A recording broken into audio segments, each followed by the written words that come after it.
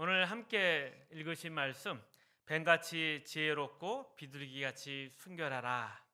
이 말씀은 보냄을 받은 자, 즉 이 땅에서 예수 믿고 살아가는 자의 삶의 태도와 각오를 말해주는 것입니다. 그런데 여기서 뱀같이 지혜로운 것은 교활하다 이런 의미를 가지고 있는 것이 아닙니다. 오히려 냉정하게 상황을 분별하고 올바른 선택을 할 수 있는 안목을 가져라 이런 뜻을 가지고 있습니다. 우리는 종종 착하게 살면 세상이 알아주고 보상해 줄 거라 기대합니다. 세상에도 최소한의 윤리와 도덕이 있고 또 그것에 따라서 어느 정도 보상이 있을 수는 있습니다. 예를 들어서 대부분의 사회에서도 악을 벌하고 선을 권정하는 분위기가 있습니다. 그러니까 권선징악 이런 말이 있고 또 자연스럽게 사람들 마음속에도 결국 정당한 일은 인정을 받고 나쁜 일은 벌을 받는다. 그래서 사필규정 이런 단어도 있습니다. 그런데 세상이 말하는 이런 윤리와 도덕은 기독교가 말하는 의와 진리와는 다른 것입니다. 기독교에서 말하는 의와 진리는 모두 영적인 것을 가리킵니다. 하나님과 모두 관계에 있다는 것이죠. 세상이 주장하는 윤리와 도덕은 결국 잘 살펴보면 인간의 자만심, 이기심을 감추기 위한 거치장에 불과할 때가 많습니다. 하지만 기독교에서 말하는 의와 진리는 십자가를 통해서 우리가 하나님을 만나고 하나님을 경배하며 그 하나님의 영광 속에서 인간의 참된 가치를 찾아가는 것입니다. 그런데 세상은 이런 기독교적 가치를 쉽게 받아들이지 못합니다. 그래서 예수님께서 뱀같이 지혜로워라 이렇게 말씀하십니다. 우리의 신앙과 열심이 세상에서 보상받지 못할 수 있다는 사실을 기억하라는 것입니다. 본문을 좀 더 살펴보면 예수님께서 예수 믿는 자가 세상에서 어떤 대접을 받을지에 대해서 경고하십니다. 17절, 18절의 말씀입니다. 우리 함께 읽어보겠습니다. 사람들을 삼가라. 그들이 너희를 공회에 넘겨주겠고 그들이 회당에서 채찍질하리라. 또 너희가 나로 말미암아 총독들과 임금들 앞에 끌려가리니 이는 그들과 이방인들에게 증거가 되게 하려 하심이라. 아멘. 그러니 예수님의 말씀은 믿는 자가 죄인 취급을 받고 심지어 채찍질까지 당할 수 있다 이야기하십니다. 그리고 또 예수님은 21절, 22절에서는 이렇게 말씀하십니다. 같이 읽어보겠습니다. 장차 형제가 형제를, 아버지가 자식을 죽는 데에 내주며 또 너희가 내 이름으로 말미암아 모든 사람에게 미움을 받을 것이나 끝까지 견디는 자는 구원을 얻으리라. 그러니 이 말씀들은 세상이 기독교를 어떻게 적대적으로 대하는 것인지 잘 보여줍니다. 기독교가 단순히 착한 행동과 봉사만을 한다면 세상에서도 쉽게 인정받을 수 있을 것입니다. 하지만 기독교가 말하는 선과 의라는 것은 단순한 착함을 넘어서는 것입니다. 우리의 기독교 안에는 언제나 십자가 정신이 들어 있습니다. 그리고 이 십자가는 우리가 하나님 앞에 죄인입니다. 이런 고백을 하는 것입니다. 그러니 세상이 이 십자가를 좋아할 리가 없습니다. 죄를 고백하고 하나님 앞에 무릎 꿇는 것은 세상의 자만심과 충돌하기 때문입니다. 그래서 세상은 기독교를 적대시하고 때로는 강하게 반대하는 것입니다. 그래서 예수님께서 우리에게 뱀처럼 지혜로워야 한다 하신 이유는 분명합니다. 우리가 가진 신앙과 우리의 삶은 세상에서 쉽게 인정받거나 보상받지 못한다. 이것을 깨달아라. 그렇기 때문에 너희는 세상을 잘 분별해야 하며 순결한 마음으로 살아가야 한다. 우리의 믿음이 세상과 다르지 않기 때문에 더 냉철하고 분별하고 흔들리지 않는 삶의 태도를 가져야 합니다. 우리 예수 믿는 자들이 신앙생활을 제대로 하지 못한 가장 큰 이유가 무엇일까요? 물론 믿음이 약해서 그렇다 간단히 이야기할 수 있지만 그 안을 깊이 들여다보면 뱀 같은 지혜로운 분별력이 부족하기 때문입니다. 우리는 세상이 우리의 신앙에 대해서 적대할 때 너무 쉽게 놀라고 당황해 버립니다. 이 상황에 대해서 말씀에 비추어서 냉정하게 분석해보고 책임감 있게 대응하지 못합니다. 또 우리가 신앙적인 뭔가 결심을 하면 그 뒤에 모든 일은 당연히 순탄하게 풀릴 거라 착각합니다. 마치 홍해가 갈라지고 여리고성이 무너지는 기적 같은 일이 계속될 거라 기대를 합니다. 하지만 우리의 현실이 그렇지가 않습니다. 신앙인으로 살려고 결심하면 할수록 그 첫걸음부터 방해받기 시작합니다. 그리고 놀랍게도 그러한 방해는 가장 가까운 사람들이 여러분을 방해합니다. 이해받길 원하고 격려받길 원하는데 도리어 반대하고 비판합니다. 예수님도 십자가를 지시기 전에 베드로로부터 이런 말을 들었습니다. 예수님이 죽게 되는 걸 결코 제가 가만두지 않겠습니다. 제가 주님을 끝까지 지킬 것입니다. 이 말에 예수님이 베드로를 꾸짖었습니다. 사탄아, 내 뒤로 물러가라. 너는 나를 넘어지게 하는 자로구나. 하나님의 일을 생각하지 않고 사람의 일만 생각하는구나. 우리의 신앙생활에 있어서도 내 주변 사람들이 나를 이해해주고 격려하며 세상은 인정해 줄 것이라 기대를 합니다. 하지만 이런 기대 자체가 우리의 신앙생활을 더 어렵게 만드는 것입니다. 하나님의 일을 할 때 아무도 내 편을 들어주지 않을 수 있다는 사실을 받아들여야 합니다. 이것이 신앙생활의 가장 어려운 부분이라 하겠습니다. 요한복음 15장에 가면 예수님이 이 문제에 대해서 이렇게 가르치십니다. 18절에서 21절 말씀 함께 읽어봅니다. 세상이 너희를 미워하면 너희보다 먼저 나를 미워할 줄을 알라.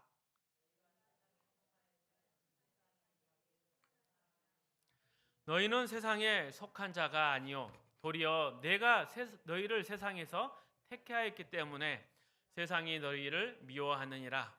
내가 너희에게 종이 주인보다 더 크지 못한 한 말을 기억하라. 사람이 나를 박해하였은즉 너희도 박해받을 것이요 내 말을 지켰은즉 너희 말도 지킬 것이라.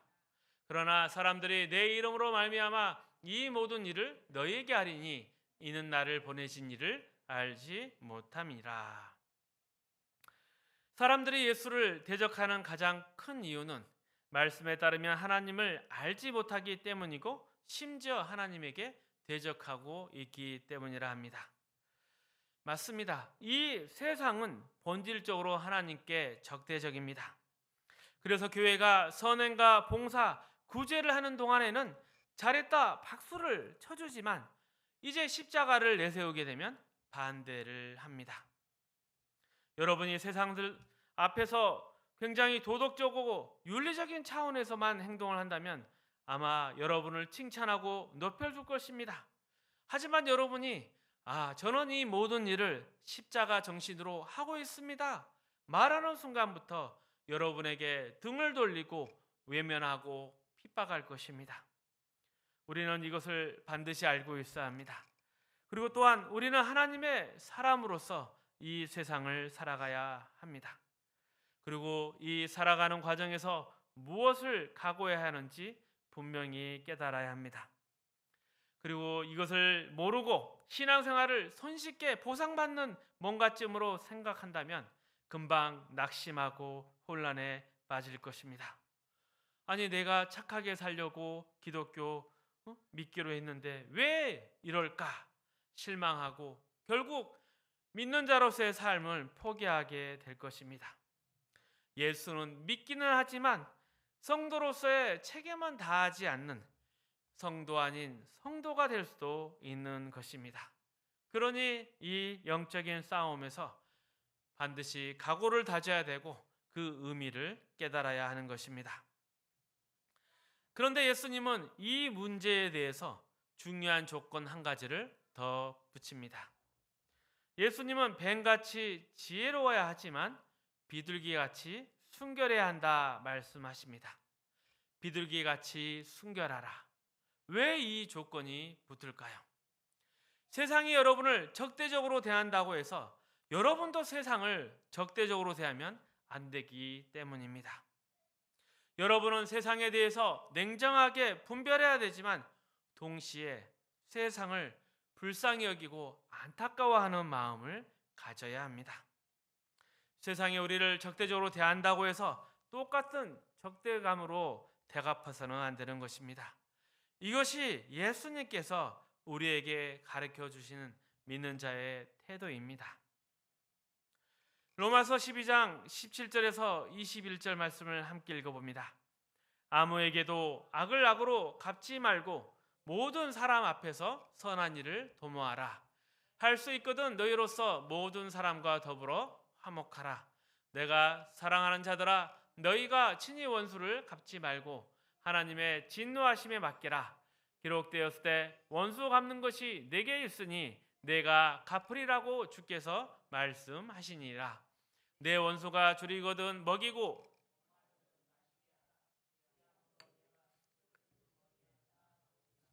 악에게 지지 말고 선으로 악을 이기라. 정말 흥미로운 말씀이지 않습니까? 세상에 아무 이유 없이 우리에게 악하게 굴 때가 있습니다. 왜 그렇습니까? 그 이유는 딱 하나입니다. 세상이 하나님을 대적하기 때문입니다. 우리가 분명 잘못한 것이 없고 오히려 봉사하고 그 안에서 의롭게 행동하고 선한 모습으로 살아가려고 해도 세상은 우리를 대적합니다.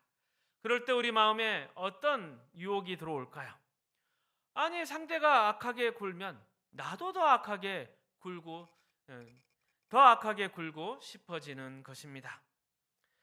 그리고 이것은 누구 하나 예외 없이 우리가 세상을 살면서 언제나 겪는 시험이라 하겠습니다.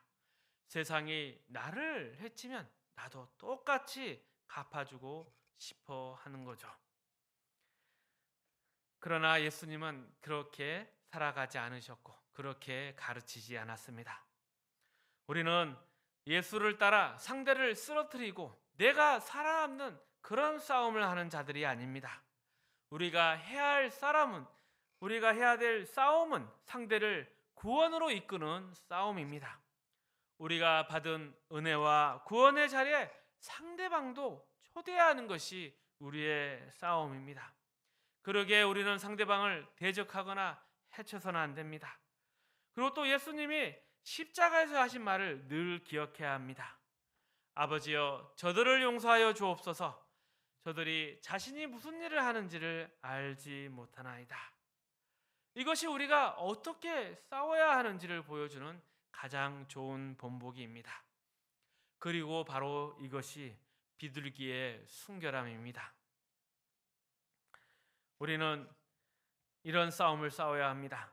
우리가 가진 믿음과 은혜를 상대방도 가질 수 있도록 그들을 복음으로 인도할 수 있도록 더욱더 낮은 자세로 헌신하는 내 마음과의 싸움이라 하겠습니다. 상대를 해치거나 몰아내는 그러한 싸움이 아니라 내가 왜 당신과 다른가? 당신이 있는 자리가 왜 비극적인 자리인가? 당신이 왜 지금 내 자리에 와야만 있는가? 이것을 보여주고 증명하는 싸움이라 하겠습니다. 그래서 예수님이 말씀하시는 비둘기의 순결함이라는 것은 세상과 똑같아지지 않는 또 세상과 섞이지 않는 순수한 신앙의 거룩함을 뜻합니다. 우리가 하나님의 자녀로서 가진 믿음과 은혜를 지키고 그것을 세상에 증거하는 싸움입니다. 결국 이 싸움은 상대를 쓰러뜨리는 것이 아니라 상대를 구원으로 이끄는 싸움이고 이 싸움을 통해서 나의 정체성을 드러내는 것입니다. 이 싸움의 방식에 대해서 에베소서 4장 21절에서 24절은 이렇게 이야기를 합니다. 함께 읽겠습니다. 진리가 예수 안에 있는 것 같이 너희가 참으로 그에게서 듣고 또한 그 안에서 가르침을 받았을진데 옛사람을 벗어버리고 오직 너희의 심령이 새롭게 되어 하나님을 따라 의와 진리의 거룩함으로 지음받은 새로운 사람을 입으라.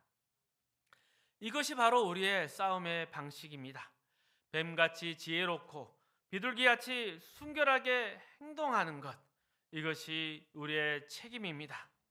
우리는 의와 진리의 거룩함으로 새롭게 지음받은 사람입니다.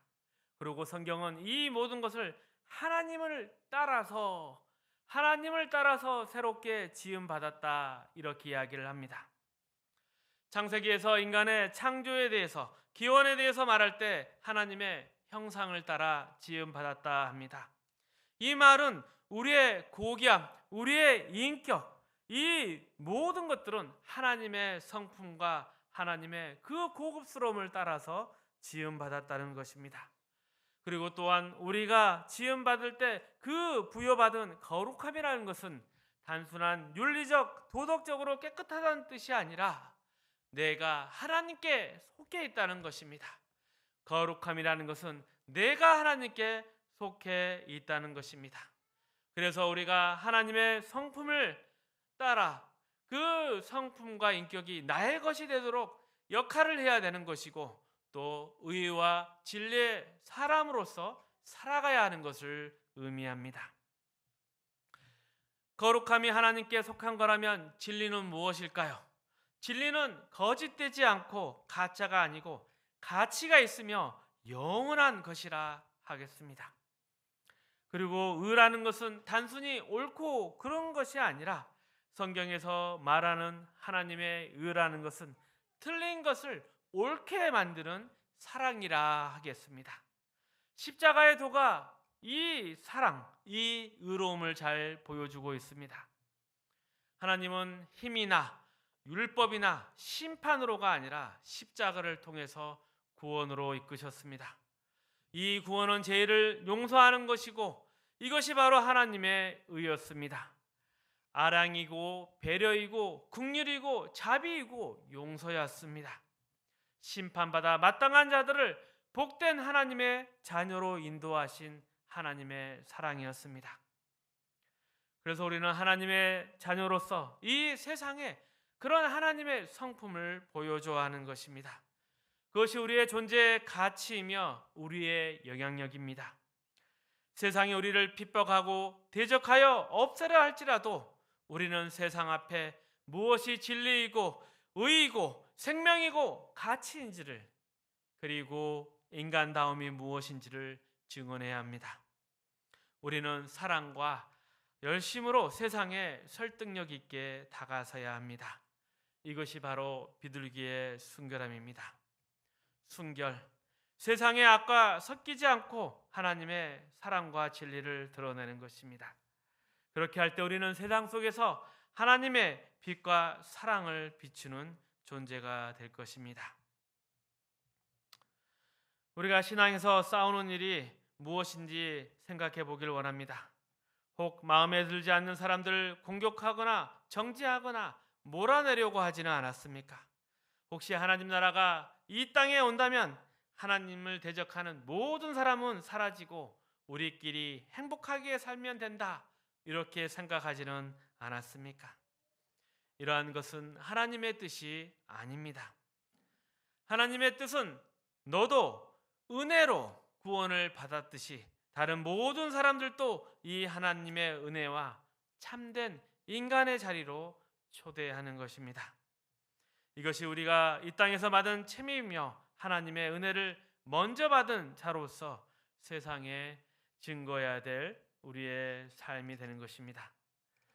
그러니 우리가 해야 할 싸움은 뭔가 특별한 힘이 있거나 어떤 특별한 지위를 가져야만 할 수 있는 것이 아닙니다.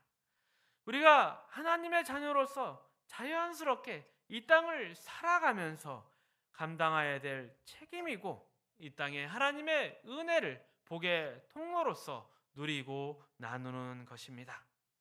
우리는 세상과 달라야 합니다. 우리는 하나님의 자녀이기 때문입니다. 같은 에베소서 4장 31절 32절의 말씀입니다. 함께 읽어봅니다. 너희는 모든 악독과 노함과 분냄과 서로 친절하게 하며 불쌍히 여기며 서로 용서하기를 하나님이 그리스도 안에서 너희를 용서하신 것 같이 하라. 31절에 읽었던 내용들은 다 세상이 하는 일들입니다. 하지만 우리는 달라야 합니다. 세상은 악하고 거짓되고 더럽고 우리를 공격할 수 있습니다. 하지만 우리는 그러한 세상에 힘으로 맞서지 않습니다. 대신 용서와 사랑, 인자와 복된 마음으로서 세상 앞에 쓴 것입니다. 기독교는 절대 힘으로 증거하지 않았습니다. 우리가 받은 은혜와 변화된 성품과 인격으로 또 하나님의 자녀로 살아가는 우리의 일상으로서 세상에 영향을 미치는 것입니다. 하나님의 자녀는 그저 존재하는 것만으로도 자신의 역할을 충분히 해낼 수 있습니다.